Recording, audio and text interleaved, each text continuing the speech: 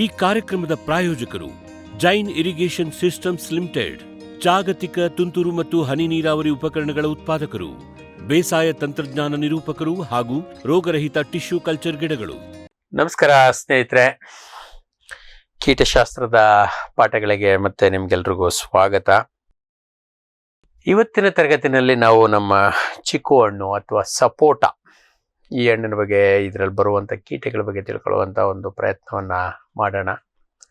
ಆರಂಭದಿಂದಲೂ ಚಿಕ್ಕು ಅಥವಾ ಸಪೋಟಗೆ ಬಹಳಷ್ಟು ತೊಂದರೆ ಕೊಡ್ತಾ ಇರುವಂಥ ಹುಳುಗಳಲ್ಲಿ ಬಹಳಷ್ಟು ಬದಲಾವಣೆಗಳೇನಿಲ್ಲ. ಮೊದಲಿಂದನೂ ಕೂಡ ನಮ್ಮ ಗೂಡು ಮಾರು ಹುಳು, ಲೀಫ್ ವೆಬ್ಬರ್ ಅಂತ ಏನು ಕರಿತೀವಿ, ಅದು ಬಹಳಷ್ಟು ತೊಂದರೆಯನ್ನ ಕೊಡ್ತಾ ಇತ್ತು. ಅದರ ಜೊತೆಗೇನೆ ಬಡ್ ಬೋರರ್, ಹೂವಿನ ಮೊಗ್ಗುಗಳನ್ನು ಕೊರೆದು ತಿನ್ನುವಂಥ ಒಂದು ಹುಳ, ಇವೆರಡು ಬಹಳಷ್ಟು ತೊಂದರೆಯನ್ನು ಕೊಡ್ತಾ ಇದ್ವು. ಅದರ ನಂತರದ ಸ್ಥಾನದಲ್ಲಿ ನಮ್ಮ ಶಲ್ಕ ಕೀಟ, ಹಸಿರು ಶಲ್ಕ ಕೀಟ ಅಥವಾ ಕಾಫಿ ಸ್ಕೇಲ್ ಅಂತ ಏನು ಕರಿತೀವಿ, ಇದು ಬಹಳಷ್ಟು ದೊಡ್ಡ ಪ್ರಮಾಣದಲ್ಲಿ ನಷ್ಟವನ್ನು ಉಂಟು ಮಾಡ್ತಾ ಇತ್ತು. ಅದರ ನಂತರ ಇದರ ಸ್ಥಾನದಲ್ಲಿ ಇರುವಂಥದ್ದು ಅಂದರೆ ನಮ್ಮ ಹಣ್ಣಿನ ನೊಣ. ಯಾವಾಗ ನಾವು ಸ್ವಲ್ಪ ತಡ ಮಾಡಿದ್ವಿ, ಏಕೆ ಅಂತಂದರೆ ಇಲ್ಲಿ ಗಿಡದಲ್ಲಿ ಹಣ್ಣಾಗುವಂಥ ಸಾಧ್ಯತೆಗಳು ತುಂಬ ಕಡಿಮೆ. ಬೈ ಚಾನ್ಸ್ ಏನಾದರೂ ಗಿಡದಲ್ಲೇ ಹಣ್ಣು ಆಗ್ತಾ ಇದ್ದಾವೆ ಅಂತಂದರೆ ಭಾಳ ಸರಳವಾಗಿ ನಮ್ಮ ಸಪೋಟ ಬೆಳೆ ಅಥವಾ ಚಿಕ್ಕು ಬೆಳೆ ಹಣ್ಣಿನ ನೊಣದ ದಾಳಿಗೆ ತುತ್ತಾಗಿದೆ ಅಂತ ಸೂಚನೆ ಕೊಡೋದು ನಮ್ಮ ತೋಟದಲ್ಲಿ ಕಾಯಿಗಳು ಹಣ್ಣಾಗ್ತಾ ಇದ್ದಾವೆ ಅಂತಂದರೆ. ಏಕೆಂದರೆ ಈ ಮರದ ಒಂದು ವೈಶಿಷ್ಟ್ಯತೆ ಹಾಗೆ. ಇದು ಮತ್ತು ನಮ್ಮ ಬೆಣ್ಣೆಹಣ್ಣು, ಇವೆರಡು ಏನು ಅಂದರೆ ಗಿಡದಲ್ಲಿ ಯಾವತ್ತೂ ಇವು ಹಣ್ಣಾಗೋದಿಲ್ಲ.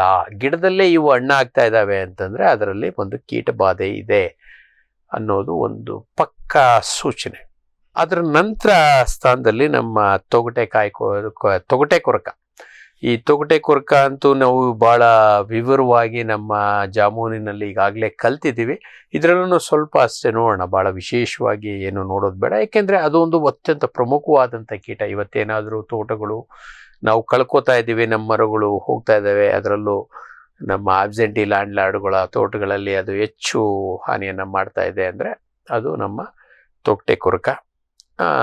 ಅದರ ನಂತರದ ಸ್ಥಾನದಲ್ಲಿ ಇತ್ತೀಚೆಗೆ ಬಂದಂಥ ಒಂದು ಕೀಟ ಅಂದರೆ ಕಳೆದ ಒಂದು 3 ದಶಕ, ಮೂರು ದಶಕ ಮುಟ್ಟಿಲ್ಲ ಅನ್ಕೋತೀನಿ, ಸುಮಾರು 1995-96 ನಂತರ ನಮ್ಮಲ್ಲಿ ಭಾಳ ವಿಶೇಷವಾಗಿ ಕಾಣಿಸ್ಕೊಂಡಂಥ ಒಂದು ಕೀಟ ಅಂದರೆ ನಮ್ಮ ಸಪೋಟ ಸೀಡ್ ಬೋರರ್. ಬಹುಶಃ ನಮ್ಮ ಶ್ರೀರಾಮ ಸೇತು ಏನು ಈಚೆಗೆ ನಮ್ಮ ಈ ಸದ್ಯದಲ್ಲೇ ನಮ್ಮ ಮಾನ್ಯ ಮೋದಿ ಸಾಹೇಬರು ಪ್ರಧಾನಮಂತ್ರಿಗಳು ಉದ್ಘಾಟನೆ ಮಾಡಿದ್ದಾರೆ ಮೋದಿ ಸೇತುವೆ, ಆ ಸೇತುವೆ ಮುಖಾಂತರನೇ ಬಂದರು ಅಂತೇಳಿ ಒಂದು ಅಭಿಮತ ಅಷ್ಟೇ, ಪಕ್ಕ ಖಚಿತವಾಗಿ ಏನೂ ಗೊತ್ತಿಲ್ಲ. ಏಕೆಂದರೆ ಇದು ಶ್ರೀಲಂಕಾದಲ್ಲಿ ಇತ್ತು, ಆ ಕಡೆಯಿಂದ ನಮಗೆ ತಮಿಳ್ನಾಡಿಂದ ಕರ್ನಾಟಕ, ಆಂಧ್ರ ಅಥವಾ ಮಹಾರಾಷ್ಟ್ರ ಈ ಕಡೆ ಹರ್ಕೊಂಡೋಗಿ ಮಹಾರಾಷ್ಟ್ರದಲ್ಲಿ ಈ ಥರ ಏನೋ ತೊಂದರೆ ಆಗಿದೆ ಅಂತೇಳಿ ಅವ್ರು ಗುರುತಿಸಿದಾಗ ಇದು ಒಂದು ಬೀಜವನ್ನಷ್ಟೇ ತಿನ್ನುವಂಥದ್ದು, ಹಣ್ಣು ತಿನ್ನೋದಿಲ್ಲ. ಮತ್ತು ನಮ್ಮ ತೋಟದಲ್ಲಿ ಹಣ್ಣು ಆಗ್ತಾ ಇದ್ದಾವೆ ಅಂತಂದರೆ ಇದು ಒಂದು ಕಾರಣ, ಹಣ್ಣಿನ ನೊಣ ಅಥವಾ ಬೀಜ ಕೊರಕ. ಇವೆರಡೂ ಹುಳಗಳು ನಮ್ಮಲ್ಲಿ ತೊಂದರೆಯನ್ನು ಕೊಡ್ತಾ ಇದ್ದಾವೆ ಅಂದರೆ ಮಾತ್ರ ನಮ್ಮ ತೋಟದಲ್ಲಿ ಹಣ್ಣುಗಳು ತನ್ನಿಂತಾನೆ ಹಣ್ಣಾಗ್ತವೆ. ಅದರ್ವೈಸ್ ಇವೆರಡು ಗಿಡದಲ್ಲಿ ತಾಯಿಯ ಜೊತೆ ಸಂಬಂಧದಲ್ಲಿದ್ದಾಗ ಅಥವಾ ನಮ್ಮ ಏನು ಒಕ್ಕಳ ಬಳ್ಳಿ ಕತ್ತರಿಸಿದರೆ ಇವೆರಡು ಹಣ್ಣಾಗೋದಿಲ್ಲ. ಆ ರೀತಿ ಆಗಬೇಕು ಅಂತಂದರೆ ಇಲ್ಲ ನಮ್ಮ ತೋಟದಲ್ಲಿ ಈ ಬೀಜ ಕೊರಕ ಇರಬೇಕು, ಇಲ್ಲ ನಮ್ಮ ಹಣ್ಣಿನ ನೊಣ ಇರಬೇಕು, ಅಥವಾ ಕೆಲವೊಂದಷ್ಟು ಸಂದರ್ಭದಲ್ಲಿ ಇತ್ತೀಚೆಗೆ ನಮ್ಮ ಬಡ್ ಬೋರರ್ ಅಥವಾ ಲೀಫ್ ವೆಬ್ಬರ್ ಕೂಡ ಸ್ವಲ್ಪ ಮಟ್ಟಿಗೆ ಹಣ್ಣುಗಳನ್ನು ಕೊರೆದು ತಿನ್ನುವಂಥ ರೂಢಿ. ಏಕೆಂದರೆ ಅವುಗಳು ಮೊಗ್ಗಿಲ್ಲ ಅಂದಾಗ ಹಣ್ಣಿಗೂ ಕೂಡ ಶಿಫ್ಟ್ ಆಗ್ತವೆ, ಅದು ನೈಸರ್ಗಿಕ. ಅವು ಕೂಡ ಸ್ವಲ್ಪ ಮಟ್ಟಿಗೆ ಕಾರಣ ಆಗ್ತವೆ. ಆದರೆ ಸಾಧಾರಣವಾಗಿ ಇವು ಎಳೆಕಾಯಿಗಳನ್ನೇ ತಿಂದು ಮುಗಿಸ್ಬಿಡ್ತವೆ. ಆದರೆ ಕೆಲವೊಂದಷ್ಟು ಸಂದರ್ಭಗಳಲ್ಲಿ, ಅನಿವಾರ್ಯ ಸಂದರ್ಭಗಳಲ್ಲಿ ಅವು ಕೂಡ ಬಲಿತ ಕಾಯಿಗಳನ್ನು ತಿಂದಾಗ ಅವು ಹಣ್ಣಾಗ್ತವೆ. ಹಣ್ಣಾಗಿ ನಮ್ಮ ತೋಟದಲ್ಲಿ ವಾಸನೆ ಬರುತ್ತೆ. ಕಾಯಿ ಸಪೋಟ ವಾಸನೆನೇ ಬೇರೆ, ಹೂವಿನ ವಾಸನೆನೇ ಬೇರೆ, ಆದರೆ ಹಣ್ಣಾದ ವಾಸನೆನೇ ಬೇರೆ. ಇದನ್ನು ನೋಡಿಕೊಂಡು ನಾವು ನಮ್ಮ ತೋಟದಲ್ಲಿ ಕೀಟ ಇದೆಯಾ ಇಲ್ವಾ ಅಂತೇಳಿ ಭಾಳ ಸರಳವಾಗಿ ಇದು ಮಾಡ್ಕೋಬೋದು. ಅದರಾಗೆ ಒಂದೊಂದೇ ಕೀಟಗಳನ್ನು ನೋಡ್ಕೋತಾ ಬರೋಣ. ನಮ್ಮ ಗೂಡುಮಾರು ಹುಳು, ಬಿಳಿ ಬಣ್ಣದ ಒಂದು ಅಥವಾ ತಿಳು ಬೂದಿ ಅಥವಾ ಹಳದಿ ಅಥವಾ ಚಿನ್ನ, ಈ ಎಲ್ಲ ಬಣ್ಣಗಳನ್ನು ಮಿಶ್ರ ಮಾಡಿ ತೆಗೆದಿಟ್ಟಂಥ ಒಂದು ಸಣ್ಣ ಪತಂಗ, ಎಷ್ಟು ದೊಡ್ಡದಿರ್ತದಪ್ಪ ಅಂತಂದರೆ ನಮ್ಮ ಅಕ್ಕಿ ಚಿಟ್ಟೆ ಏನಿದೆಯಲ್ಲ ಅದಕ್ಕಿಂತ ಆಲ್ಮೋಸ್ಟ್ ಒಂದು 3 ಪಟ್ಟು ದೊಡ್ಡದಿರುವಂಥ ಒಂದು ಕೀಟ ಇದು. ನಮ್ಮ ಕಾರ್ಸೆರಾ ಸಫ್ಲೋನಿಕ್ಕಿಂತ 3 ಪಟ್ಟು ದೊಡ್ಡದಾಗ್ತದೆ ಇದು. ಅಥವಾ ನನ್ನ ಬೆರಳಿನಲ್ಲಿ ಲೆಕ್ಕ ಮಾಡಬೇಕು ಅಂದರೆ ಮ್ಯಾಕ್ಸಿಮಮ್ ಇಷ್ಟು ಉದ್ದ ಬರ್ಬೋದು. 1 ಇಂಚ್ಗಿಂತನೂ ಚಿಕ್ಕದಿರುವಂಥ ಒಂದು ಹುಳ, ಸುಮಾರು ಒಂದು 20 ಮಿಲಿಮೀಟ್ರು ಗಾತ್ರದವರೆಗೆ ಇದು ಬೆಳೀತದೆ. ಆದಷ್ಟು ಬೂದು ಮೇಲೆ ನಮ್ಮ ವಜ್ರ ಅಥವಾ ಚಿನ್ನದ ಬಣ್ಣ, ಚಿನ್ನದ ಲೇಪನ ಅಥವಾ ಹೊಳೆಯುವ ಪಳಪಳ ಹೊಳೆಯುವಂಥ ಒಂದು ಚುಕ್ಕೆಗಳು, ಕಪ್ಪು ಬಿಳುಪು ಚುಕ್ಕೆಗಳು ಮಿಶ್ರಣ ಆಗಿರುವಂಥ ಒಂದು ಈ ಸಣ್ಣ ಪತಂಗ. ಸಾಧಾರಣವಾಗಿ ಈ ಒಂದು ಪತಂಗ ಏನು ಮಾಡ್ತದೆ, ಎಲೆಗಳ ಮೇಲೆ, ಎಲೆಗಳ ಮೇಲೆ 2 ಅಥವಾ 3 ಮೊಟ್ಟೆಗಳನ್ನು ಒಂದೊಂದು ಎಲೆ ಮೇಲೆ ಅದು ಮಧ್ಯ ನರಕ್ಕೆ ಅಂಟಿಕೊಂಡಂಗೆ ಇಡ್ತದೆ. ಮತ್ತು ಈ ಮೊಟ್ಟೆಗಳು ಮೊಟ್ಟೆ ಹಿಟ್ಟ ಅಥವಾ ತತ್ತೆಗಳು ಮೊಟ್ಟೆ ಹಿಟ್ಟ ಅಥವಾ ತತ್ತಿ ಹಿಟ್ಟ ಸುಮಾರು ಒಂದು ದಿನದ ಒಳಗೆ ಪಿಂಕ್ ಬಣ್ಣಕ್ಕೆ ಬದಲಾವಣೆಯನ್ನು, ಅದು ಗುಲಾಬಿ ವರ್ಣಕ್ಕೆ ಬದಲಾಗ್ತವೆ. ಮತ್ತು ಈ ಒಂದು ಮರಿಹುಳುಗಳು ಸಾಧಾರಣವಾಗಿ ಆರಂಭದಲ್ಲಿ ಗುಲಾಬಿ ಬಣ್ಣದಲ್ಲೇ ಇದ್ರೂ ತದನಂತರ ಬೆಳೆದಂಗೆ ಹಳದಿ ಆಗ್ತವೆ. ಅದರ ನಂತರ ತೀರ ಬಲಿತ ಹುಳ ಸುಮಾರು ಹಸಿರು ಬಣ್ಣಕ್ಕೆ ಬದಲಾಗ್ತದೆ. ಮತ್ತು ಇದರಲ್ಲಿ ಉದ್ದಕ್ಕೆ ಪಟ್ಟಿಗಳಿರ್ತವೆ, ದೇಹದ ಮೇಲೆ ಪಟ್ಟಿಗಳಿರ್ತವೆ. 2 ಸೈಡ್ನಲ್ಲೂ ತೆಳುವಾದ ಹಳದಿ ಬಣ್ಣದ ಪಟ್ಟಿಗಳು ಇರ್ತವೆ. ಇದೊಂದು ಈ ಕೀಟದ ಒಂದು ವೈಶಿಷ್ಟ್ಯತೆ. ಸುಮಾರು ಒಂದು ಮರಿಹುಳುಗಳು ಸುಮಾರು 15ರಿಂದ 30 ದಿನಗಳಲ್ಲಿ ಮರಿಹುಳುವಿನ ಅವಸ್ಥೆಯನ್ನು ಮುಗಿಸಿ ಕೋಶಾವಸ್ಥೆನೂ ಹೋಗ್ತವೆ. ಈ ಕೋಶಾವಸ್ಥೆನೂ ಅಲ್ಲೇ ಒಂದು ಗೂಡು ಕಟ್ಟಿಕೊಂಡು ಹೆಚ್ಚಾನೆಚ್ಚು ಆ ಗೂಡಿನೊಳಗೇನೆ ಕೋಶಾವಸ್ಥೆಗೆ ಹೋಗ್ತವೆ. ಕೆಲವೊಂದಷ್ಟು ಸಂದರ್ಭಗಳಲ್ಲಷ್ಟೇ ಮಣ್ಣಿಗೆ ಬೀಳ್ತವೆ. ಮಣ್ಣಿನಲ್ಲೂ ಕೂಡ ಮಣ್ಣಿಗೆನಲ್ಲಿ ಮಾಡೋದಿಲ್ಲ, ಅಲ್ಲಿರುವಂಥ ಎಲೆಗಳಲ್ಲಿ ಇದು ಒಂದು ಕೋಶಾವಸ್ಥೆಗೆ ಹೋಗುವಂಥದ್ದು ಇದರದ್ದು ಒಂದು ವೈಶಿಷ್ಟ್ಯತೆ. ಕೆಲವೊಂದಷ್ಟು ಸಂದರ್ಭದಲ್ಲಿ ಕಾಂಡಗಳ ಮೇಲೂ ಕೂಡ ಇರುತ್ತವೆ. ಏಕೆಂದರೆ ಇದು ಗೂಡನ್ನು ನೇಯೋದ್ರಿಂದ ಆ ರೇಷ್ಮೆ ದಾರ ಭಾಳ ಹೆಚ್ಚಾಗಿ ಬಳಸ್ತಾ ಇರ್ತದೆ. ಏನೋ ಅಲ್ಲಿ ಬೈ ಚಾನ್ಸ್ ಯಾವುದೋ ಕಾರಣಕ್ಕೆ ಆ ಗೂಡಿನಿಂದ ವಿಚಲಿತರಾಗಿ ಮತ್ತೆಲ್ಲೋ ಕಾಂಡದ ಮೇಲೆ ಬಿತ್ಕೊಂಡು ಅಲ್ಲೆಲ್ಲೋ ಕೋಶಾವಸ್ಥೆ ಹೋಗ್ಬೋದು. ಈ ಥರದ್ದು ಒಂದು ಇದಿರುತ್ತೆ. ಇದೊಂದು ನಮ್ಮ ದೇಶದಲ್ಲಿ ಸಪೋಟ ಬೆಳೆಗೆ ಅತ್ಯಂತ ಪ್ರಮುಖವಾದಂಥ ಒಂದು ಕೀಟ. ವರ್ಷ ಪೂರ್ತಿ ನಮಗೆ ತೊಂದರೆಯನ್ನು ನೀಡ್ತಾ ಇರುವಂಥದ್ದು ಈ ಒಂದು ಕೀಟ. ಅದೇ ರೀತಿ ಇನ್ನೊಂದು ನಮ್ಮ ಕಾಯಿ ಕೊರಕ. ಈ ಕಾಯಿ ಕೊರಕ ಇದು ನಮ್ಮ ಗೋಡುಮಾರು ಹುಳುಕ್ಕಿಂತ ಸಣ್ಣದಾದಂಥ ಒಂದು ಕೀಟ. ಗಾಢವಾದಂಥ ಒಂದು ಗಾಢ ಬೂದು ಬಣ್ಣದ ಒಂದು ಕೀಟ. ಬಹಳಷ್ಟು ಸಲ ಇದು ಕತ್ಲೆನಲ್ಲಿ ಅಥವಾ ಈವನ್ ನಮ್ಮ ಸಪೋಟ ಅಥವಾ ಚಿಕ್ಕು ತೋಟದಲ್ಲಿ ಅದು ಎಲೆಗಳ ಮೇಲೆ, ಎಲೆಗಳ ಕೆಳಗಡೆ ಕೂತ್ಕೊಂಡಿದ್ರೆ ಅದನ್ನು ನಾವು ಗುರ್ತಿಸೋದಕ್ಕೆ ಕಷ್ಟ ಆಗ್ತದೆ. ಏಕೆ ಅಂತಂದರೆ ಅಷ್ಟು ಅದರ ಬಣ್ಣ ಅದ್ರ ಜೊತೆ ಹೊಂದಾಣಿಕೆಯನ್ನು ಹೊಂದ್ಕೋತದೆ. ಅದರ ಹಸಿರು ಬಣ್ಣ ಆದ್ರೂ ಕೆಲವೊಂದು ಸಲ ಆ ಗಿಡ ಎಲೆಗಳು ಹಳದೆ ಆಗಿದ್ವು ಅಥವಾ ನಮ್ಮ ಗೂಡುಮಾರು ಹುಳು ಅದನ್ನು ಒಣಗಿಸಿತ್ತು ಅಂದರೆ ಅಂಥ ಒಂದು ಎಲೆಗಳಲ್ಲಿ ಇದು ಕೂತ್ಕೊಂಡಿತ್ತು ಅಂದರೆ ನಮ್ಗೆ ಅಲ್ಲಿ ಹುಳ ಕೂತಿರೋದೇ ಕಾಣಿಸೋದಿಲ್ಲ, ಅಥವಾ ಈ ಒಂದು ಪತಂಗ ಕೂತಿರೋದು ನಮಗೆ ಕಾಣಿಸೋದಿಲ್ಲ. ಆದರೆ ಈ ಮರಿ ಹುಳುಗಳು ಏನಿರ್ತವೆ ಸಾಧಾರಣವಾಗಿ ತಿಳಿ ಗುಲಾಬಿ ಬಣ್ಣದವ ಇರ್ತವೆ. ಸಾಧಾರಣವಾಗಿ ಎಳೆ ಮೊಗ್ಗುಗಳನ್ನು, ಅದರಲ್ಲೂ ಕಾಯಿಗಳನ್ನು ಕೊರೆದು ತಿನ್ನುವಂಥದ್ದು. ಮತ್ತು ಅದು ಕೊರೆದು ತಿನ್ನೋದ್ರ ಜೊತೆಗೆ ಆ ಕಾಯಿಗಳ ಮೇಲೆ ಇದು ಅದ್ರ ಕಸದಿಂದ ಆದಂಥ ಒಂದು ಗೂಡನ್ನು ನೇಯ್ಕೊಂಡಿರ್ತವೆ. ಏಕೆ ಅಂತಂದರೆ ಬೇರೆಯವರು ಅಥವಾ ಪಕ್ಷಿಗಳು ಅದನ್ನು ಹೆಕ್ಕಿ ತಿನ್ನಬಾರ್ದು. ಕೆಲವೊಂದು ಸಲ ಹಲ್ಲಿಗಳು ಸಹ ಒಂದು ಹಣ್ಣುಗಳ ಮೇಲೆ ತಿರುಗಾಡ್ತಾ ಇದ್ದು ಈ ಹುಳ ಕಾಣ್ತು ಅಂತಂದರೆ ಹೊಳಕ್ಕೆ ಬಾಯಿ ಹಾಕಿ ಈ ಹುಳುಗಳನ್ನು ಈಚೆಗೆ ತೆಗೆಯೋದನ್ನು ನಾನು ನೋಡಿದ್ದೀನಿ. ಆ ಕಾರಣಕ್ಕೋಸ್ಕರ ಅದಕ್ಕೆ ಆಗಬಾರ್ದು, ಅದು ಬರಬಾರ್ದು ಅಂತೇಳಿ ಈ ಒಂದು ಕಸವನ್ನು ಅಲ್ಲಿ ಇಟ್ಕೊಂಡಿರ್ತೀವಿ. ಈ ಕಸ ಇತ್ತು ಅಂತಂದರೆ ಬೇರೆಯವ್ರು ನನ್ನನ್ನು ಹಿಡಿಯೋದಕ್ಕೆ ಕಷ್ಟ ಆಗುತ್ತೆ ಅಂತೇಳಿ ಅದರ ಅಭಿಮತ. ಆದರೆ ಆ ಒಂದು ಕಸ ಇರೋದೇ ಇಲ್ಲಿ ಈ ಹುಳ ಇದೆ ಅನ್ನುವಂಥ ಸೂಚನೆ ಕೊಡ್ತದೆ ಅನ್ನೋದು ಪಾಪ ಅದಕ್ಕೆ ಗೊತ್ತಾಗಿಲ್ಲ. ಇದು ಒಂದು ಇದು ಹಣ್ಣು ಕೊರಕ ಆಗಿದ್ರೂ ಕೂಡ ಇನ್ನೂ ಹಣ್ಣು ಬಂದಿಲ್ಲ ಅಂದರೆ ಅಂಥ ಸಂದರ್ಭದಲ್ಲಿ ನಮ್ಮ ಮೊಗ್ಗುಗಳನ್ನು ಮತ್ತು ತೊಟ್ಟುಗಳನ್ನು, ಎಲೆಯ ದಳದ ತೊಟ್ಟುಗಳನ್ನು ಸಹ ಕೆರೆದು ತಿನ್ಕೊಳ್ಳುತ್ತೆ. ಸಣ್ಣ ಮೊಗ್ಗುಗಳನ್ನು ಕೆಲವೊಂದ್ಸಲ ತಿನ್ಕೊಳ್ಳುತ್ತೆ. ಹಾಗಾಗಿ ಇದು ಹೂ ಕೊರಕನೂ ಹೌದು, ಅದೇ ರೀತಿ ಹೂ ಮೊಗ್ಗು ಕೊರಕನೂ ಹೌದು, ಅಥವಾ ಕಾಯಿ ಕೊರಕನೂ ಹೌದು. ಕಾಯಿ ಅದಕ್ಕೆ ವಿಶೇಷ ಪ್ರಿಫರ್ಡ್ ಫ್ರೂಟ್ ಅಥವಾ ಬಹಳ ಇಷ್ಟವಾದ ಭಾಗ. ಆದರೆ ಅದು ಸಿಗೋವರೆಗೂ ಇದು ಹೂವಿನಲ್ಲೂ ಕೂಡ ಇದು ಬದುಕೊಂಡು ಜೀವನವನ್ನು ಮಾಡ್ಕೋತದೆ.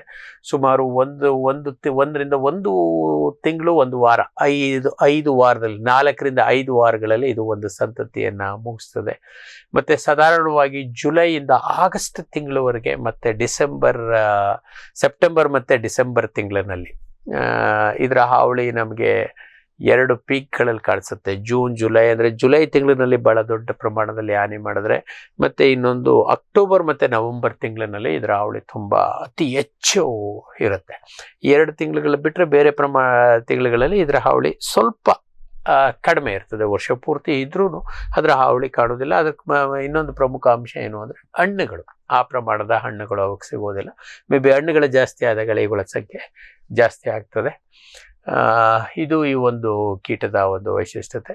ಅದೇ ರೀತಿ ಈ ಮೊಗ್ಗು ಕೊರಕ ಇತ್ತೀಚಿನ ದಿನಗಳಲ್ಲಂತೂ ತುಂಬ ಜಾಸ್ತಿ ತೊಂದರೆ ಮಾಡ್ತಾ ಇರುವಂಥದ್ದು. ಭಾಳಷ್ಟು ಸಲ ಇದರ ಹಾನಿ ನಮ್ಗೆ ಭಾಳಷ್ಟು ಜನಕ್ಕೆ ಗೊತ್ತೇ ಆಗೋದಿಲ್ಲ. ಕಾರಣ ಏನು ಅಂತಂದರೆ ಆ ಮೊಗ್ಗುಗಳು ಬರ್ತಿದ್ದಂಗೆ ಒಣಗಿ ಹೋಗ್ತವೆ ಅಥವಾ ಒಣಗಿ ಕೆಳಗೆ ಬಿದ್ದು ಹೋಗ್ತದೆ. ಆ ಕಾರಣಕ್ಕೋಸ್ಕರ ಇದು ಭಾಳ ತೊಂದರೆ ಮಾಡುವಂಥದ್ದು. ಸುಮಾರು ಇದರಿಂದ ಇದು ಒಂದೇ ಒಂದು ಕೀಟ ಸುಮಾರು 15% ಇಳುವರಿಯನ್ನು ನಮ್ಮ ಸಪೋಟೋದಲ್ಲಿ ಅಥವಾ ಚಿಕ್ಕುನಲ್ಲಿ ಉಂಟು ಮಾಡ್ತದೆ. ಇದು ಒಂದೇ ಒಂದು ಕೀಟ. ಅವು ಹೂ ಬರೋದಕ್ಕಿಂತ ಮೊದಲೇ ನಮಗೆ 15% ಹೂ ಬರ್ತಾ ಇದ್ದಂಗೆ ಕಾಯಿ ಕಚ್ಚೋದಿಲ್ಲ.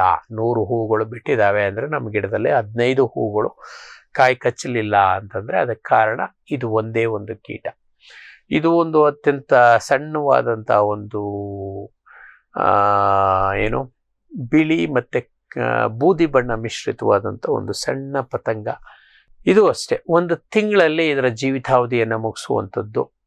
ಸಾಧಾರಣವಾಗಿ ಇದು ಕೂಡ ಸೆಪ್ಟೆಂಬರ್ನಿಂದ ಡಿಸೆಂಬರ್ವರೆಗೆ ಇದರ ಹಾವಳಿ ಮೊದಲ ಆರಂಭಿಕವಾಗಿ ಜಾಸ್ತಿ ಇದ್ದರೆ, ತದನಂತರ 2ನೇ ಹಂಗಾಮು ಅಂದರೆ ಏಪ್ರಿಲ್ನಿಂದ, ಬೇಸಿಗೆ ಈಗ ಶುರುವಾಗ್ತದೆ, ಏಪ್ರಿಲ್ನಿಂದ ಜೂನ್ ಈ ತಿಂಗಳಿನಲ್ಲಿ. ಏಕೆಂದರೆ ಈ ಕಾಲದಲ್ಲಿ ನಮಗೆ ಮೊಗ್ಗುಗಳು ಹೆಚ್ಚಾಗಿರ್ತವೆ. ಇದೇನು ಮಾಡ್ತದೆ ಅಂತಂದರೆ ಯೂಶಲಿ ಈ ಒಂದು ಗೂಡುಗಳಲ್ಲಿ ಇರುವಂಥ ಸಣ್ಣ ಮೊಗ್ಗುಗಳನ್ನು ಕೊರೆದು ತಿಂದಾಕ್ಬಿಡುತ್ತೆ. ಮೊಗ್ಗುಗಳು ಮುಗಿದು ಕಾಯಿ ಕಚ್ಚಿತ್ತು ಅಂದರೆ ಎಳೆ ಕಾಯಿಗಳನ್ನು ಕೊರೆದು ತಿಂದಾಕ್ಬಿಡ್ತದೆ. ಭಾಳಷ್ಟು ಸಂದರ್ಭದಲ್ಲಿ ಹೂಗಳು ಉದುರೋಗ್ತದೆ, ಎಳೆ ಕಾಯಿಗಳು ಸಹ ಉದುರೋಗ್ತದೆ.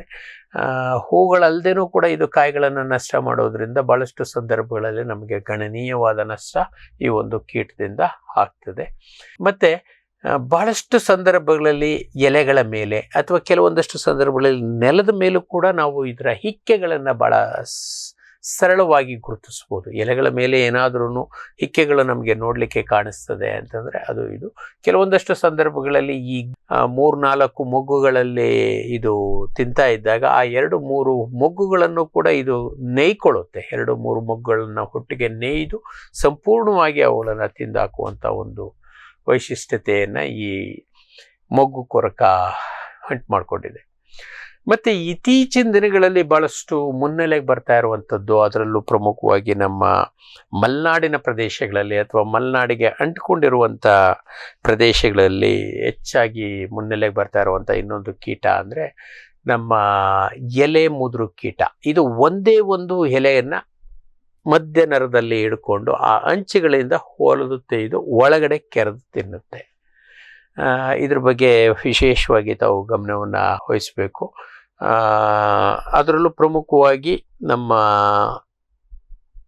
ಪಶ್ಚಿಮ ಘಟ್ಟಗಳ ಪಕ್ಕದಲ್ಲಿರುವಂಥ ಅರೆಮಲೆನಾಡು ಪ್ರದೇಶ ಅಂತ ಏನು ಕರಿತೀರಿ, ಅಲ್ಲಿರುವಂಥ ಸಪೋಟ ಬೆಳೆಗಾರರು ಅಥವಾ ಚಿಕ್ಕು ಬೆಳೆಗಾರರು ತಾವು ದಯವಿಟ್ಟು ಗಮನ ಹರಿಸಿ ತಮ್ಮ ಎಲೆಗಳು ಸುಟ್ಟಂತೆ ಕಾಣೋದಕ್ಕೆ ಚಿತ್ರದಲ್ಲಿ ಭಾಳ ಸ್ಪಷ್ಟವಾಗಿ ಕಾಣಿಸುತ್ತೆ. ಎಲೆಗಳು ಸುಟ್ಟಂಗೆ ಕಾಣಿಸುತ್ತೆ.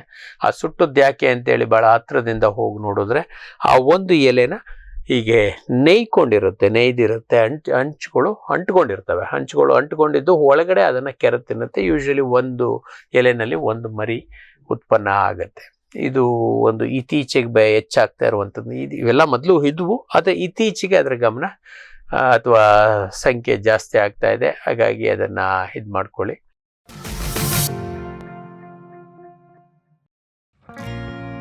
ಜೈನ್ ಇರಿಗೇಷನ್ ಸಿಸ್ಟಮ್ಸ್ ಲಿಮಿಟೆಡ್ ಭಾರತದ ಹನಿ ನೀರಾವರಿ ತಂತ್ರಜ್ಞಾನದ ಪ್ರಥಮ ಪ್ರವರ್ತಕ, ಜಗತ್ತಿನ ಅತಿ ದೊಡ್ಡ ಸ್ಪ್ರಿಂಕ್ಲರ್ಸ್ ಉತ್ಪಾದಕ ಕಂಪನಿ.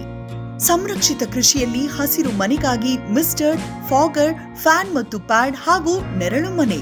ಸ್ವಯಂಚಾಲಿತ ನೀರಾವರಿ ವ್ಯವಸ್ಥೆ ಮತ್ತು ರಸಾವರಿ ತಂತ್ರಜ್ಞಾನ. ಕೃಷಿಯಲ್ಲಿ ನೀರಿನ ಸಮರ್ಪಕ ಬಳಕೆ ಹಾಗೂ ಉಳಿತಾಯಕ್ಕೆ ಮತ್ತೊಂದು ಹೆಸರು ಜೈನ್. ಗಿಳಿ, ನವಿಲು, ಕಾಗೆ, ಮೈನಾ ಮುಂತಾದ ಹಕ್ಕಿಗಳ ಉಪಟಳ ಹಣ್ಣು, ಕಾಳು, ಧಾನ್ಯದ ಬೆಳೆಗಳಲ್ಲಿ ಮಿತಿಮೀರಿದೆ. ತಮಟೆ, ಪಟಾಕಿ, ಕೂಗು, ರಿಬ್ಬನ್ ಇದೀಗ ಕೆಲಸ ಮಾಡುತ್ತಿಲ್ಲ. ಹಕ್ಕಿ ಬೆದರಿಸಿ ಓಡಿಸಲು ಬಂದಿರುವ ವೈಜ್ಞಾನಿಕ ಉಪಾಯ ಗ್ರೆಸ್ ಇಕೋ ಸೈನ್ಸಸ್ನವರ ಜೈವಿಕ ಧ್ವನಿ ತಂತ್ರಜ್ಞಾನ. ಅತ್ಯಲ್ಪ ಖರ್ಚಿನಲ್ಲಿ ಸುಸ್ಥಿರ ಪರಿಹಾರ, ದೀರ್ಘಕಾಲ ಪರಿಣಾಮಕಾರಿ.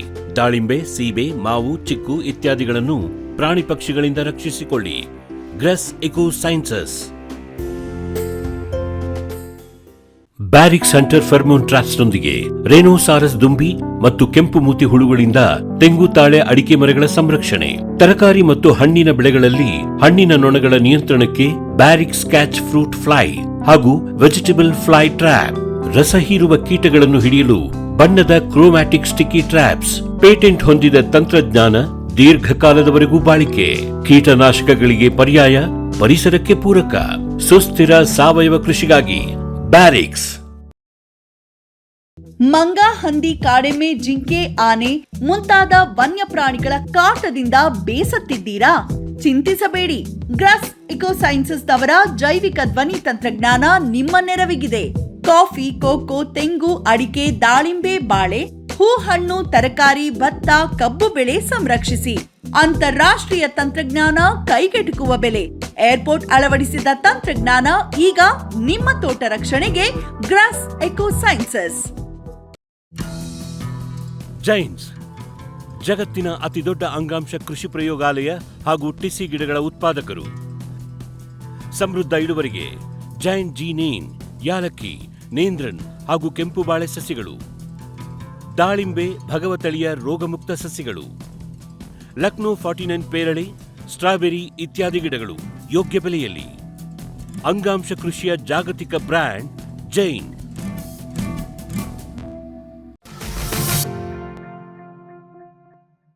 ಅದರ ಜೊತೆಗೆ ಇತ್ತೀಚೆಗೆ ಸ್ವಲ್ಪ ಮುನ್ನೆಲೆಗೆ ಬರ್ತಾ ಇರುವಂತ ಇನ್ನೊಂದು ಕೀಟ ಅಂತಂದ್ರೆ ನಮ್ಮ ಪಾರಿಜಾತ ಹೇರಿ ಕ್ಯಾಟರ್ಪಿಲ್ಲರ್ ಅಂತೇಳಿ. ಇವು ಒಂದು ಬಹುತೇಕ ಒಂದು ಬಹುಭಕ್ಷಕ ಕೀಟಗಳು ಇವೆಲ್ಲ.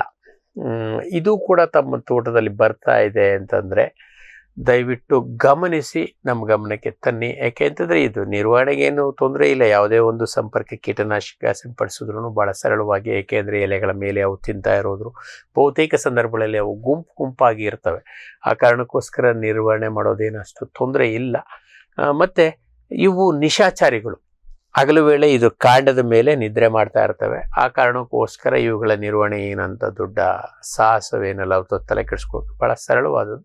ಬಟ್ ಇವುಗಳ ಸಂಖ್ಯೆ ಹೆಚ್ಚಾಗ್ತಾ ಇದೆ ಅಂತಂದ್ರೆ ನಾವು ಸ್ವಲ್ಪ ಕಾಳಜಿಯಿಂದ ಇರಬೇಕು. ಇವು ಮುಂದೆ ನಮಗೆ ತೊಂದರೆ ಆಗಬಾರ್ದು ಅಂತ. ಇನ್ನು ಅತ್ಯಂತ ಪ್ರಮುಖ ತೊಂದರೆ ಮಾಡುವಂತ ಇನ್ನೊಂದು ಪ್ರಮುಖ ಕೀಟ ಅಂತಂದ್ರೆ ನಮ್ಮ ಬೀಜದ ಕೊರಕ. ಬೀಜದ ಕೊರಕ ಇದು ಮೊದಲನೇದಾಗಿ ನಮ್ಮಲ್ಲಿ ಹೊಸ ಕೀಟ ಅಂತೇಳಿ ಸುಮಾರು 96-97ರಲ್ಲಿ ನಮ್ಮ ಅಥವಾ 2008ರಲ್ಲಿ, ಇನ್ನು 20 ವರ್ಷನೂ ಸಹ ಆಗಿಲ್ಲ, ಇದು 18 ವರ್ಷದ ಹಳೆ ಪ್ರಾಯದ ಕೀಟ. ಇದು 2008ರಲ್ಲಿ ಪೂನೆನಲ್ಲಿ ಇದು ಮೊದಲ ಬಾರಿಗೆ ಗುರುತಿಸ್ಪಡ್ತು. ತದನಂತರ ಅದನ್ನ ಪೂನಾದಲ್ಲಿ ಎಲ್ಲಿಂದ ಬಂತು ಅಂತೇಳಿ ಹುಡ್ಕೋತಾ ಹೋದಾಗ ಅದು ಹಾಗೆ ಹುಡ್ಕೊಂಡು ಬಂದಾಗ ತಮಿಳ್ನಾಡಿನಲ್ಲಿ ಇದು ನಮ್ಮ ರಾಜ್ಯಕ್ಕೆ, ನಮ್ಮ ದೇಶಕ್ಕೆ ಬಂದಿದೆ. ತಮಿಳ್ನಾಡಿನಿಂದ ನಂತರ ಇದು ಕರ್ನಾಟಕ, ಆಂಧ್ರ ಪ್ರದೇಶ, ತದನಂತರ ಮಹಾರಾಷ್ಟ್ರಕ್ಕೆ ಹೋಗಿದೆ ಅನ್ನೋ ಒಂದು ಇದಕ್ಕೆ ಬಂತು. ಹಾಗೆ ಅದು ಹರಡ್ಕೊಂಡಿರುವಂಥ ಇದನ್ನು ನೋಡಿಕೊಂಡ್ರೆ ಇದು ಸುಮಾರು 90ರ ದಶಕದಲ್ಲೇ, 90ರ ಹತ್ರ ಈ ಶತಮಾನದ ಆರಂಭದಲ್ಲಿ ನಮ್ಮ ದೇಶಕ್ಕೆ ಬಂದಿದೆ. ಅದಕ್ಕಿಂತ ಮೊದಲು ಇದು ತಮಿಳ್ನಾಡಿನಲ್ಲಿ, ಶ್ರೀಲಂಕಾದಲ್ಲಿ ಇತ್ತು ಅಂತೇಳಿ. ಅದು ನಿಮ್ಮ ಶ್ರೀರಾಮ ಸೇತು ಏನಿದೆ ಆ ಒಂದು ಭಾಗದಲ್ಲೇ ನಮ್ಮ ದೇಶಕ್ಕೆ ಎಂಟರ್ ಆಗಿದೆ ಅನ್ನುವಂಥದ್ದು ಇದಾಗಿದೆ. ಮೇ ಬಿ ಹಣ್ಣಿನ ಮುಖಾಂತರ ಅಥವಾ ಯಾವಾಗಾದ್ರೂ ಗಾಳಿ ಬಂದಾಗ ಗಾಳಿ ಜೊತೆನೂ ಕೂಡ ಹಾರು ಬಂದಿರುವಂಥ ಸಾಧ್ಯತೆ ನಮ್ಮಲ್ಲಿ ಇದೆ. ಇದು ಒಂದು ಸ್ಪೆಸಿಫಿಕ್ ಆಗಿ ಬರೀ ಬೀಜವನ್ನೇ ತಿನ್ನುವಂಥ ಒಂದು ಕೀಟ. ಬಹುತೇಕ ಸಂದರ್ಭಗಳಲ್ಲಿ ಇದು ಹಣ್ಣನ್ನು ಯಾವುದೇ ಕಾರಣಕ್ಕೂ ಹಾನಿ ಮಾಡೋದಿಲ್ಲ.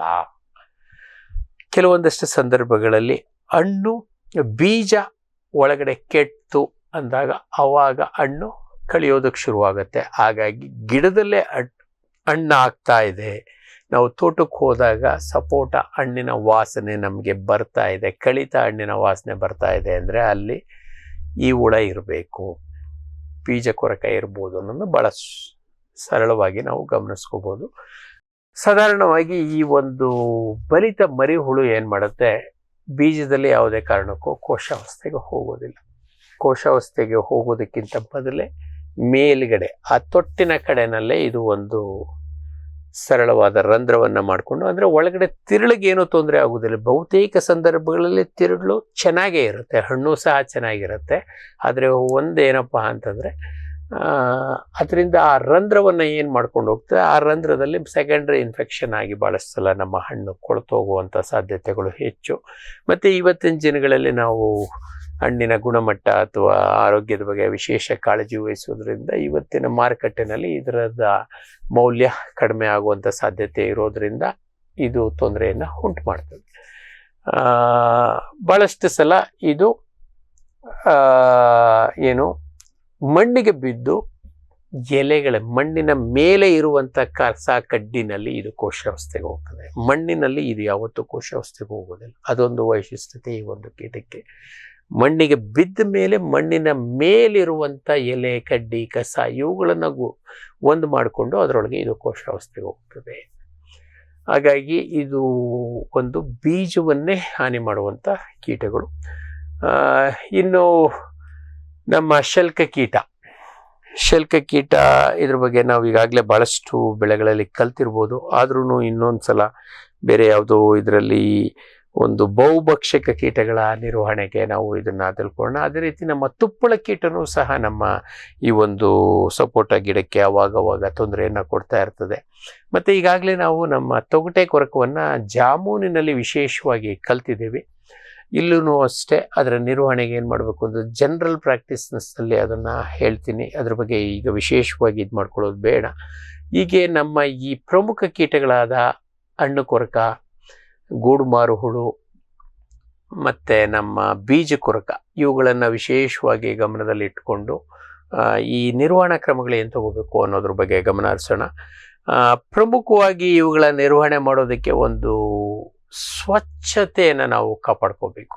ನಮ್ಮ ತೋಟದಲ್ಲಿ ಎಷ್ಟು ಸಾಧ್ಯವೋ ಅಷ್ಟು ಸ್ವಚ್ಛತೆಯನ್ನು ನಾವು ಕಾಪಾಡ್ಕೋಬೇಕು. ಅದು ಯಾವುದೇ ಒಂದು ಕೀಟ ನಮ್ಮ ಸಪೋಟ ಅಥವಾ ಚಿಕ್ಕು ಗಿಡಕ್ಕೆ ದಾಳಿ ಮಾಡಿದೆ ಅಂದರೆ ಅದನ್ನು ಗುರುತಿಸಿ, ಅದು ನಮ್ಮ ಗೂಡು ಮಾರು ಹುಳ ಇರ್ಬೋದು, ಅಥವಾ ನಮ್ಮ ಬಡ್ ಬೋರರ್ ಇರ್ಬೋದು, ಅಥವಾ ನಮ್ಮ ಬೀಜ ಕೊರಕ ಇರ್ಬೋದು, ಅಥವಾ ನಮ್ಮ ಪಾರಿಜಾತ ಕ್ಯಾಟ್ರಪೆ ಏನು ಕಂಬಳಿ ಹುಳ ಇರ್ಬೋದು. ಇವುಗಳೆಲ್ಲ ಕಾಣಿಸಿದ್ರೆ ಅವು ಇಲ್ಲಿದ್ದಾವೆ ಅನ್ನೋದು ನಮಗೆ ಗೊತ್ತಾಗುತ್ತೆ. ಅಥವಾ ನಮ್ಮ ಬೀಜ ಕೊರಕ ಆದ್ರೂ ಸಹ ನಮಗೆ ವಾಸನೆ ಬರ್ತಾ ಇರ್ತದೆ. ಕೆಲವೊಂದಷ್ಟು ಸಲ ಬಲಿಯೋ ಮೊದಲೇ ನಮ್ಮ ಕಾಯಿ ಕೆಳಗೆ ಬಿದ್ದೋಗಿರುತ್ತೆ. ಇಂಥ ಸಂದರ್ಭಗಳಲ್ಲಿ ನಮ್ಮ ತೋಟದಲ್ಲಿ ಕೀಟ ಇದೆ ಅನ್ನೋದನ್ನು ನಮಗೆ ಗಮನಿಸ್ಬೋದು. ಒಂದೇನಪ್ಪ ಅಂತಂದರೆ ಈ ಗೂಡು ಮಾರು ಹುಳು ಅಥವಾ ನಮ್ಮ ಬಡ್ ಬೋರರ್ ಅಥವಾ ಫ್ರೂಟ್ ಬೋರರ್ ಇವುಗಳು ಏನು ಸಿಗ್ತವೆ ಇವುಗಳನ್ನು ಆದಷ್ಟು ಆ ಕುಡಿಗಳನ್ನು ಕತ್ತರಿಸಿ ಸುಟ್ಟು ಹಾಕೋದು ಭಾಳ ಸರಳವಾದಂಥ ಕ್ರಮ. ಅದ್ರ ಜೊತೆಗೆ ಸ್ವಚ್ಛತೆಯನ್ನು ಕಾಪಾಡಿಕೊಳ್ಳಿಕ್ಕೆ ನಮ್ಮ ಎಲ್ಲಿ ಅವಕಾಶ ಇದೆ ಅಲ್ಲಿ ಕೋಳಿಗಳನ್ನು ನಮ್ಮ ಸಪೋಟೋ ಜೊತೆ ಸಾಕೋದ್ರಿಂದ ಅವು ಕೆರೆದು ತಿಂದು ಕೆಲವೊಂದಷ್ಟು ಸಲ ಸಪೋಟೋ ಗಿಡ ಭಾಳ ಭೂಮಿಗೆ ಹತ್ತಿರದಲ್ಲೇ ಇರೋದ್ರಿಂದ ಅದ್ರ ಮೇಲೆ ನಮ್ಮ ಕೋಳಿಗಳು ಮೇಲೆ ಕೂಡ ಹತ್ಕೋತವೆ. ಅಲ್ಲಿ ಈ ಹುಳಗಳನ್ನು ಅವು ಆರಿಸಿ ತಿಂತವೆ. ಆ ಕಾರಣಕ್ಕೋಸ್ಕರ ಈ ಕೋಳಿಗಳನ್ನು ನಮ್ಮ ಸಪೋಟೋ ಜೊತೆ ಸೇರಿಸೋದ್ರಿಂದ ಭಾಳ ಅತ್ಯಂತ ಪರಿಣಾಮಕಾರಿಯಾಗಿ ನಾವು ಇದನ್ನು ನಿರ್ವಹಣೆ ಮಾಡಲಿಕ್ಕೆ ಸಾಧ್ಯ ಇದೆ. ಇನ್ನು ಬೆಳಕಿನ ಬಲೆಗಳನ್ನು ಅತ್ಯಂತ ಪರಿಣಾಮಕಾರಿಯಾಗಿ ನಾವು ಬಳಸ್ಕೋಬೇಕಾದಂಥ ಒಂದು ಇದು ಅಂದರೆ ನಮ್ಮ ಬೀಜ ಕೊರಕದ ನಿರ್ವಹಣೆಗೆ. ನಮ್ಮ ಗೂಡು ಮಾರು ಹುಳು ಆಗಿರ್ಬೋದು ಅಥವಾ ಹಣ್ಣು ಕೊರಕ ಆಗಿರ್ಬೋದು, ಅವು ಪತಂಗಗಳೇ ಆಗಿದ್ರೂ ಕೂಡ ಬೆಳಕಿಗೆ ಅಷ್ಟೊಂದು ವಿಶೇಷವಾಗಿ ಆಕರ್ಷಿತವಾಗುವಂಥ ಕೀಟಗಳೆಲ್ಲ ಸಪೋಟೋದಲ್ಲಿ. ಆದರೆ ಬೀಜ ಕೊರಕಕ್ಕೆ ಮಾತ್ರ ಬೆಳಕಿನ ಬಲೆ ನಮಗೆ ವಿಶೇಷವಾಗಿ ಸಹಾಯ ಮಾಡ್ತದೆ. ಮತ್ತು ಅನಿವಾರ್ಯ, ಬೆಳಕಿನ ಬಲೆಯನ್ನು ನಾವು ಹಾಕಿದಾಗ ನಮ್ಗೆ ಬೇರೆ ಇನ್ಯಾವುದೇ ಕ್ರಮ ತಗೊಳ್ಳುವಂಥ ಅವಶ್ಯಕತೆಯೇ ನಮಗೆ ಬರೋದಿಲ್ಲ. ಏಕೆಂದರೆ ಅದು ಬೆಳಕಿಗೆ ಭಾಳ ವಿಶಿಷ್ಟವಾಗಿ ಆಕರ್ಷಿತವಾಗುವಂಥ ಒಂದು ಕೀಟ. ಸುಮಾರು ಹೂ ಅರಳುತ್ತಾ ಇದೆ ಅನ್ನೋ ಕಾಲದಿಂದ ಹಿಡಿದು ನಮ್ಮ ಹಣ್ಣು ಸಪೋಟ ಅಥವಾ ಚಿಕ್ಕು ಹಣ್ಣು ಸುಮಾರು ಒಂದು ನಿಂಬೆ ಗಾತ್ರ ಬರೋವರೆಗೂ ಸಹ ನಮ್ಮ ತೋಟದಲ್ಲಿ ಬೆಳಕಿನ ಬಲೆಗಳನ್ನು ನಮ್ಮ ಋತುಮಾನ, ನಮ್ಮ ಕಾಲಮಾನಕ್ಕೆ ತಕ್ಕ ಹಾಗೆ ಅಡ್ಜಸ್ಟ್ ಮಾಡಿಕೊಂಡು ಬೆಳಕಿನ ಬಲೆಗಳನ್ನು ನಮ್ಮ ತೋಟದಲ್ಲಿ ಹಾಕ್ಕೊಂಡ್ರೆ ಕನಿಷ್ಠ ಎಕರೆಗೆ ಒಂದು 4 ಈ ಒಂದು ಬೆಳಕಿನ ಬಲೆಯನ್ನು ಹಾಕ್ಕೊಳ್ಳೋದ್ರಿಂದ ಭಾಳಷ್ಟು ಈ ಪತಂಗಗಳು ಅವು ಮೊಟ್ಟೆ ಇಡೋದಕ್ಕಿಂತ ಮೊದಲೇ ಬೆಳಕಿಗೆ ಆಕರ್ಷಿತವಾಗ್ತವೆ. ಬೆಳಕಿಗೆ ಆಕರ್ಷಿತವಾಗಿ ತದನಂತರ ಅವುಗಳನ್ನು ಭಾಳ ಸರಳವಾಗಿ ನಾವು ನಿರ್ವಹಣೆ ಮಾಡೋದಕ್ಕೆ ಸಾಧ್ಯ ಇದೆ. ಅನಿವಾರ್ಯ ಸಂದರ್ಭಗಳಲ್ಲಿ ಕಳೆದ ಹಂಗಾಮಿನಲ್ಲಿ ನಮಗೆ ಅತಿ ಹೆಚ್ಚಿನ ಸಂಖ್ಯೆಯ ಈ ಒಂದು ಗೂಡುಮಾರು ಹುಳು ಅಥವಾ ಹಣ್ಣು ಕೊರಕ ಅಥವಾ ನಮ್ಮ ಬೀಜ ಕೊರಕ ಇತ್ತು ಅಂದರೆ ಮಾತ್ರ ನಾವು ರಾಸಾಯನಿಕ ಕೀಟನಾಶಕಗಳಿಗೆ ಹೋಗ್ಬೋದು. ರಾಸಾಯನಿಕ ಕೀಟನಾಶಕಗಳನ್ನು ಯೋಚನೆ ಮಾಡೋದಕ್ಕಿಂತ ಮೊದಲು ಕಾಲಮಾನಕ್ಕೆ ತಕ್ಕ ಹಾಗೆ ನಮ್ಮಲ್ಲಿ ಏನಾದ್ರೂ ಅನುಕೂಲ ಇತ್ತು ಅಂದರೆ ಈ ಹಣ್ಣು ಕೊರಕ ಮತ್ತು ಗೂಡುಮಾರು ಹುಳು ಇವುಗಳಿಗೆ ಮೆಟರೈಸಿಯಂ ಅಥವಾ ಡೈಪೆಲ್, ಬ್ಯಾಸಿಲಸ್ thuringiensis ಈ ಜೈವಿಕ ಕೀಟನಾಶಕಗಳನ್ನು ಬಳಸ್ಕೋಬಹುದು. ಇವು ನಮ್ಮ ಇದರಲ್ಲಿ ಇರುವಂಥದ್ದು ಏನು ಅಂತಂದರೆ ಸ್ವಲ್ಪ ತಂಪಾದಂಥ ಅಥವಾ ಆರ್ದ್ರತೆ ಹೆಚ್ಚಿರುವಂಥ ವಾತಾವರಣ ಸಾಧಾರಣವಾಗಿ ನಮ್ಮ ಸಪೋಟ ಅಥವಾ ಚಿಕ್ಕುನಲ್ಲಿ ಇರುತ್ತೆ. ಆ ಒಂದು ಅಂಶವನ್ನು ಬಳಸ್ಕೊಂಡು ಈ ಜೈವಿಕ ಇದನ್ನು ನಾವು ಬಳಸ್ಕೋಬೋದು. ಅಥವಾ ಬೇಸಿಗೆ ಹೆಚ್ಚಿತ್ತು ಅಂದರೆ ನಮ್ಮ ಬ್ಯಾಸಿಲಸ್ thuringiensis ಭಾಳ ಪರಿಣಾಮಕಾರಿಯಾಗಿ ನಮಗೆ ಸಹಾಯ ಮಾಡುತ್ತೆ. ಅದರ ನಂತರದ ಸ್ಥಾನದಲ್ಲಿ ನಮ್ಮ ಫಿಶ್ ಅಮೈನೋ ಅಥವಾ ಅಜರ್ಡಕ್ಟಿನ್ ಕೂಡ ನಾವು ಬಳಸ್ಕೋಬೋದು. ಅನಿವಾರ್ಯ ಅಂದ ಸಂದರ್ಭಗಳಲ್ಲೇ ಮಾತ್ರ ನಾವು ಸಂಪರ್ಕ ಕೀಟನಾಶಕಗಳು, ಅದರಲ್ಲೂ ಪ್ರಮುಖವಾಗಿ ಪೈರಿಥ್ರಾಯ್ಡ್ಗಳು ನಮ್ಮ ಸಪೋಟದಲ್ಲಿ ಭಾಳ ಪರಿಣಾಮಕಾರಿಯನ್ನು ಕೆಲಸವನ್ನು ಮಾಡ್ತವೆ. ಇದಕ್ಕಿಂತ ಹೆಚ್ಚಿನ ಕೀಟನಾಶಕಗಳನ್ನು, ಹೆಚ್ಚು ವೆಚ್ಚದ ಅಥವಾ ಪರಿಣಾಮಕಾರಿಯಾದಂಥ ಇವತ್ತಿನ ದಿನಗಳ ದುಂದು ವೆಚ್ಚದ ಕೀಟನಾಶಕಗಳನ್ನು ದಯವಿಟ್ಟು ಸಪೋಟದಲ್ಲಿ ಬಳಸಬೇಕಾದಂಥ ಅವಶ್ಯಕತೆ ಇರೋದಿಲ್ಲ. ಅನಿವಾರ್ಯ ಅಂದರೆ ನಮಗೆ ಈ ರಾಸಾಯನಿಕ ಅಂದರೆ ಪೈರಿಥ್ರಾಯ್ಡ್ಗಳು, ನಮ್ಮ ಲ್ಯಾಂಬ್ಡಾ ಸೈಲೋಥ್ರಿನ್ ಇರ್ಬೋದು, ಬೈಫೆಂಥ್ರಿನ್ ಇರ್ಬೋದು, ಸೈಪರ್ಮೆಥ್ರಿನ್ ಇರ್ಬೋದು, ಇವುಗಳನ್ನು ಬಳಸ್ಕೊಂಡ್ರೆ ಭಾಳ ಪರಿಣಾಮಕಾರಿಯಾಗಿ ಈ ಒಂದು ಕೀಟಗಳನ್ನು ನಿರ್ವಹಣೆ ಮಾಡ್ಬೋದು. ಇನ್ನು ಈ ಶಲ್ಕ ಕೀಟ ನಮ್ಮಲ್ಲಿ ಏನಾದರೂ ಇತ್ತು ಅಂದರೆ ಆ ಶಲ್ಕ ಕೀಟ ಬಂದಿರುವಂಥ ಇದನ್ನು ಗುರುತಿಸಿ ಅಂತ ಒಂದು ಇದಕ್ಕೆ ವಾತಾವರಣಕ್ಕೆ ಅಥವಾ ನಮ್ಮ ಕಾಲಮಾನಕ್ಕೆ ತಕ್ಕ ಹಾಗೆ ಅದರಲ್ಲಿ ಮೆಟರೈಸಿಯಂ ಬಳಸಲಿಕ್ಕೆ ಅವಕಾಶ ಇದ್ದರೆ ಮೆಟರೈಸಿಯಮನ್ನು ಬಳಸುವಂಥದ್ದು, ಅಥವಾ ಕೇವಲ ಫಿಶ್ ಅಮೈನೋವನ್ನು ರಿಪೀಟೆಡಾಗಿ ವಾರಕ್ಕೆ 1 ಸಲ ಅಥವಾ 2 ಸಲ ಸಿಂಪಡಣೆ ಮಾಡಿ ಅದನ್ನು ನಿರ್ವಹಣೆ ಮಾಡಲಿಕ್ಕೆ ಅವಕಾಶ ಇದೆ. ಅದನ್ನು ಅಥವಾ ಈವನ್ ತುಪ್ಪಳ ಕೀಟಕ್ಕೂ ಅದು ಭಾಳ ಪರಿಣಾಮಕಾರಿಯಾಗಿ ಕೆಲಸ ಮಾಡುತ್ತೆ. ಮತ್ತು ಈ ಒಂದು ತೊಗಟೆ ಕೊರಕ ಏನಾದರೂ ನಮ್ಮ ತೋಟದಲ್ಲಿ ಸಪೋಟಾಗೆ ಚಿಗುವಿಗೆ ತೊಂದರೆ ಕೊಡ್ತಾ ಇದೆ ಅಂತಂದರೆ ಅತ್ಯಂತ ಪರಿಣಾಮಕಾರಿಯಾದಂಥ ಕ್ರಮ ಏನಪ್ಪ ಅಂತಂದರೆ ಅದು ಬರದೇ ಇರೋ ರೀತಿ ನಿರ್ವಹಿಸೋದು. ಒಂದು, ಮಳೆಗಾಲ ನಿಂತ ನಂತರ ಸೆಪ್ಟೆಂಬರ್ ಅಕ್ಟೋಬರ್ನಲ್ಲಿ ನಾವು ನಮ್ಮ ಕಾಂಡಗಳಿಗೆ ಎಷ್ಟು ಎತ್ತರಕ್ಕೆ ಸಾಧ್ಯ ಇದೋ ಅಷ್ಟು ಎತ್ತರಕ್ಕೆ ಸುಣ್ಣ ಕೆಮ್ಮಣ್ಣಷ್ಟನ್ನೇ ಬೆಳೆದ್ರೆ ಸಾಕು. ಅಥವಾ ನಮಗೇನಾದರೂ ಇಲ್ಲ ಇನ್ನೂ ಸ್ವಲ್ಪ ಕಾನ್ಫಿಡೆನ್ಸ್ ಬೇಕು ಅಂದರೆ ಇದಕ್ಕೆ ಸ್ವಲ್ಪ ಕ್ಲೋರ್ಪೈರಿಫಾಸ್ ಇನ್ಸೆಕ್ಟಿಸೈಡನ್ನು ಕೂಡ ಇದು ಮಾಡ್ಕೋಬೋದು. ಇದು ಅತ್ಯಂತ ಪರಿಣಾಮಕಾರಿಯಾದಂಥ ಕ್ರಮ, ಮೊಟ್ಟೆ ಇಡೋದನ್ನು ತಡೆಯುತ್ತೆ. ಬೈ ಚಾನ್ಸ್ ಬಂದ ಮೇಲೂ ಕೂಡ ಆ ತೊಗಟೆ ಮೇಲೆ ಏನಾದರೂ ಈ ತೊಗಟೆ ಕೊರಕ ಗೂಡು ಕಟ್ಕೊಂಡಿದ್ರೆ ಆ ಗೂಡುಗಳನ್ನು ಕಿತ್ತು ಬಿಸಾಕೋದ್ರಿಂದನೂ ಕೂಡ ನಾವು ಅತ್ಯಂತ ಪರಿಣಾಮಕಾರಿಯಾಗಿ ಇದು ಮಾಡ್ಬೋದು. ಅದನ್ನು ಯಾವುದೇ ಕಾರಣಕ್ಕೂ ಮುಂದೆ ಬೆಳೆದು ಮತ್ತು ಕಾಂಡದ ಹೊಳಕ್ಕೆ ಹೋಗೋವರೆಗೂ ನಾವು ಬಿಡಬಾರ್ದು. ಮ್ಯಾಕ್ಸಿಮಮ್ ಕಂಡ ಕೂಡಲೇ ಆ ಒಂದು ತೊಗಟೆಯ ಮೇಲ್ಗಡೆ ಬಂದಿರುವಂಥ ಆ ಒಂದು ಗೂಡುಗಳು ಏನಿರ್ತವೆ ತೊಗಟೆ ಮೇಲೆ, ಆ ಗೂಡುಗಳನ್ನು ಕಿತ್ತು ಹಾಕೋದು ಅತ್ಯಂತ ಪರಿಣಾಮಕಾರಿಯಾದಂಥ ಕ್ರಮ. ಇನ್ನು ಹಣ್ಣಿನ ನೊಣದ ಬಗ್ಗೆ ನಾನು ವಿಶೇಷವಾಗಿ ನಿಮಗೇನು ಹೇಳೋದಿಲ್ಲ. ಕಾರಣ ಈಗಾಗಲೇ ತಮಗೆಲ್ರಿಗೂ ಗೊತ್ತಿದೆ. ಮಾವು ಅಥವಾ ಸೀಬೆ ಅಥವಾ ಪೇರ್ಲದಲ್ಲಿ ನೀವು ಬಳಸ್ತಾ ಇರುವಂಥ ಹಣ್ಣಿನ ಬಲೆಗಳನ್ನು ಅದೇ ತಂತ್ರಜ್ಞಾನವನ್ನು ನಮ್ಮ ಇದಕ್ಕೂ ಸಪೋಟಾಗೂ ಕೂಡ ನೀವು ಬಳಸ್ಬೋದು. ಅಲ್ಲೂ ಕೂಡ 5% 10% ಹಣ್ಣುಗಳು ನಮಗೆ ಹಣ್ಣಿನ ನೊಣದಿಂದ ಅವಳಿಗೆ ಒಳಗಾಗ್ತಾ ಇದ್ದಾವೆ. ಆ ಕಾರಣಕ್ಕೋಸ್ಕರ ತೊಂದರೆ ಇದೆ ಅನಿಸಿದ್ರೆ, ಮತ್ತು ಇವು ನಿಮ್ಮ ಮಾವು, ಪೇರ್ಲ ಅಥವಾ ನೇರಳೆ ಈ ತೋಟಗಳ ಆಸುಪಾಸಿನಲ್ಲೇ ಇದ್ದರೆ ನಮ್ಮ ಸಪೋಟೋಗೂ ಇದರ ಹಾವಳಿ ಇದ್ದೇ ಇರುತ್ತೆ. ಏಕೆಂದರೆ ಒಂದಲ್ಲ ಒಂದು ಬೆಳೆ ಸಿಕ್ಕಾಗ ಅವು ಚೇತರಿಕೆ ಆಗ್ತವೆ. ಮತ್ತು ಅಕಾಲಿಕ ಮಳೆಗಳು ಅಥವಾ ನೀರಾವರಿ ನಮ್ಮ ಪ್ರದೇಶದಲ್ಲಿ ಇತ್ತು ಅಂದರೆ ಇವುಗಳ ಸಂಖ್ಯೆ ಸಾಧಾರಣವಾಗಿ ಹೆಚ್ಚಿರುತ್ತೆ. ಆ ಕಾರಣಕ್ಕೋಸ್ಕರ ಅದನ್ನು ನೋಡಿಕೊಂಡು ಸಂದರ್ಭಾನುಸಾರ, ಸಮಯಾನುಸಾರ ನೀವು ನೋಡಿಕೊಂಡು ಅವಶ್ಯಕತೆ ಇತ್ತು ಅಂದರೆ ಆ ಕ್ರಮಗಳನ್ನು ಇಲ್ಲೂ ಕೂಡ ಬಳಸ್ಕೋಬೋದು. ಈ ಕಾರ್ಯಕ್ರಮದ ಪ್ರಾಯೋಜಕರು ಜೈನ್ ಇರಿಗೇಷನ್ ಸಿಸ್ಟಮ್ಸ್ ಲಿಮಿಟೆಡ್, ಜಾಗತಿಕ ತುಂತುರು ಮತ್ತು ಹನಿ ನೀರಾವರಿ ಉಪಕರಣಗಳ ಉತ್ಪಾದಕರು, ಬೇಸಾಯ ತಂತ್ರಜ್ಞಾನ ನಿರೂಪಕರು ಹಾಗೂ ರೋಗರಹಿತ ಟಿಶ್ಯೂ ಕಲ್ಚರ್ ಗಿಡಗಳು.